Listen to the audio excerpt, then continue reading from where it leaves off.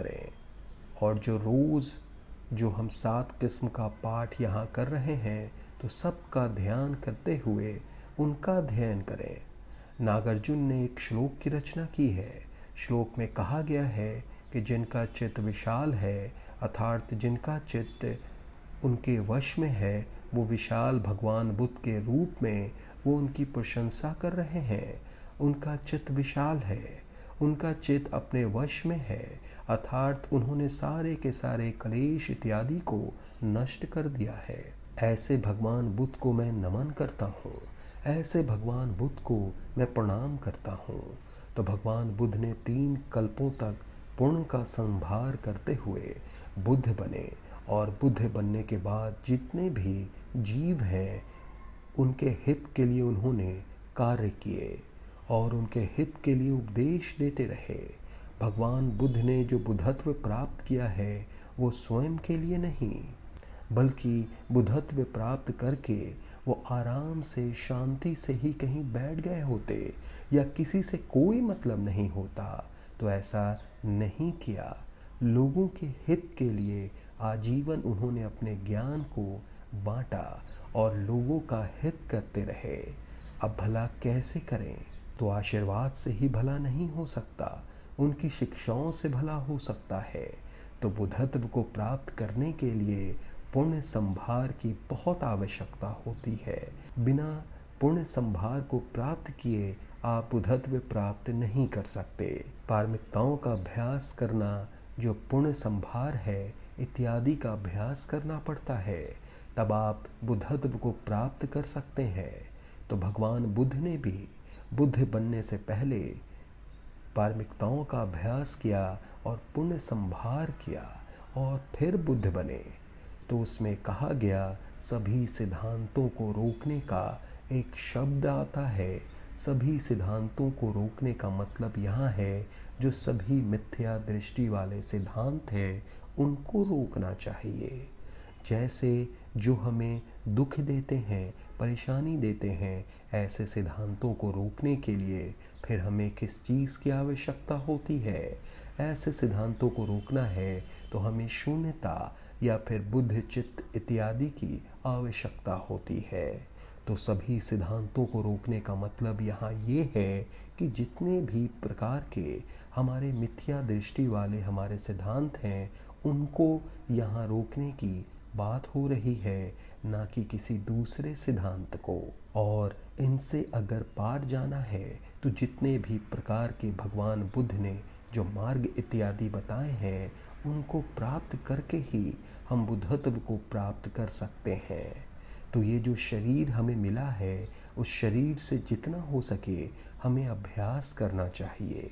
हमारे शरीर पर हमारा चित्त निर्भर होता है, तो हमारे चित्त के द्वारा जितने भी प्रकार के क्लेश हैं उन्हें काटने की कोशिश करनी चाहिए। जो हमारे 3 प्रकार के दुख कहे हैं उनमें से प्रमुख जो संसार दुख कहा जाता है, तो उस दुख को काटने की कोशिश करनी चाहिए। तो हमारे 3 प्रकार के जो दुख कहे हैं, तो जब तक हम संस्कार दुख को नहीं काटेंगे तो तब तक जो हमारे क्लेश हैं वो नष्ट नहीं हो सकते। तो इनको नष्ट करने के लिए जब तक आत्मग्राह्यता को नहीं काटेंगे तब तक हम क्लेश से मुक्त नहीं हो सकते और शून्यता आदि ज्ञान को भी हम नहीं समझ सकते। जो शून्यता का उपदेश देने का कारण है कि जो हमारी आत्मग्राह्यता है उसे समझने के लिए है। तो इसको नष्ट करने के भी कई तरीके होते हैं, तो उस तरीके को सत्यता के तौर पर समझना चाहिए कि किस प्रकार से सत्य करना चाहिए। केवल पूजा पाठ करने से या बुद्ध इत्यादि को रात को प्रणाम करने से हम बुद्धत्व प्राप्त कर लेंगे या हमारे क्लेश नष्ट हो जाएंगे, तो ये संभव नहीं है। क्लेश को नष्ट करने के लिए हमें बौद्ध चित्त उत्पन्न करने की आवश्यकता होती है। तो बौद्ध चित्त के साथ साथ हमें शून्यता का भी ज्ञान होना चाहिए, तभी हम क्लेश को नष्ट कर सकते हैं। और पूजा पाठ इत्यादि से कोई फायदा नहीं हो सकता। तो इसके लिए आवश्यक है कि शून्यता का ज्ञान होना परम आवश्यक है। बिना शून्यता के ज्ञान को जाने हम कलेश को नष्ट नहीं कर सकते। तो बुद्ध का जो प्रेम था वो सारे के सारे सत्यों से प्रेम करते, स्नेह करते थे, इस वजह से ताकि सारे के सारे जीव अपने दुखों से, अपने कलेशों से नष्ट हो सकें। उस हिसाब से उन्होंने उसको उपदेश दिया। इसके साथ ही आत्मगृहता को कैसे नष्ट कर सकते हैं इस बारे में भी उपदेश दिया। उन्होंने कहा कि जो अज्ञानता हमारी है वो आत्मगृहता को वश में किए होती है। अज्ञानता की वजह से हम आत्मग्राही बन जाते हैं, और जब तक हमारे अंदर अज्ञानता रहेगी तब तक हम आत्मगृहता को नहीं छोड़ सकते हैं। तो इसलिए जब तक हम अज्ञानता को नहीं काटेंगे, जब तक हम ज्ञान को उत्पन्न नहीं करेंगे, तब तक ये कलेश इत्यादि नष्ट नहीं हो सकते। तो उनका उद्देश्य यही था कि लोगों को इससे कैसे मुक्त करा सकें। वो खुद भी इससे मुक्त हुए और लोगों को भी मुक्त कराने का मार्ग ढूंढा।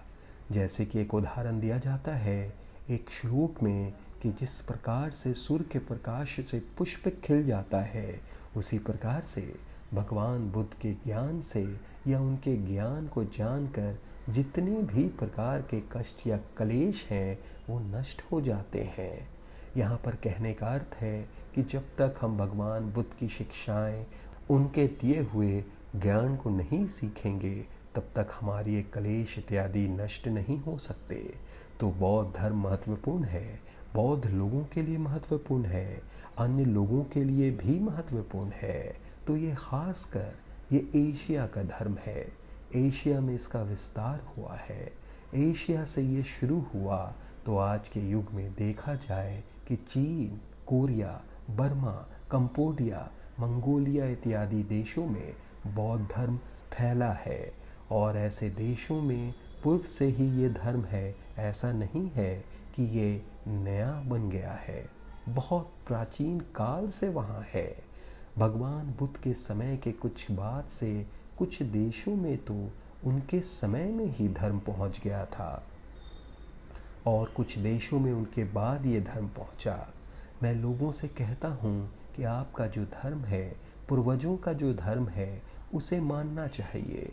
और जहाँ तक पश्चिम देशों, अमेरिका, यूरोप की बात है, तो वहाँ पर जब मैं उपदेश करने जाता हूँ तो उनसे मैं कहता हूँ कि जो आपका प्राचीन धर्म है, उस धर्म को आपको मानना चाहिए, उस धर्म का अभ्यास करना चाहिए, और हो सके तो भगवान बुद्ध के धर्म से जो आपको अच्छा लगे उसे ले लेना चाहिए। धर्म परिवर्तन करने की बिल्कुल आवश्यकता नहीं है, क्योंकि क्रिश्चियन धर्म से परिवर्तन हो जाए ऐसी आवश्यकता बिल्कुल नहीं होती।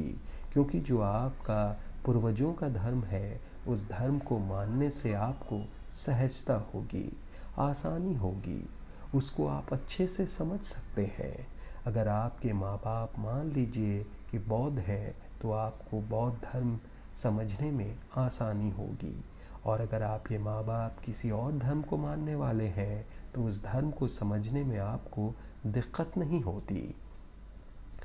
तो हज़ारों वर्षों की बौद्ध धर्म की परंपरा है, उसे समझने में, मानने में आसानी होती है, दिक्कत नहीं होती है। जहाँ तक क्रिश्चियन या दूसरे धर्मों की बात की जाए, तो उन देशों में ये नए नए धर्म हैं, जैसे कि अमेरिका या पश्चिम देशों में बौद्ध धर्म नया धर्म है। तो उनके लिए जो मातृ धर्म है उसे मानना चाहिए। तो अगर सभ्यताओं की बात की जाए, तो अमेरिका की अपनी सभ्यता है, एशिया की अपनी सभ्यता है। तो सभ्यता के अनुसार धर्म इत्यादि भी हैं, तो उनको मानना ज़्यादा आसान हो सकता है। तो इसलिए उसका अभ्यास करना चाहिए, ज़्यादा से ज़्यादा सीखने की कोशिश करनी चाहिए। तो मैं बार बार कहता हूँ कि बौद्ध धर्म में परिवर्तन होने की ज़रूरत नहीं है।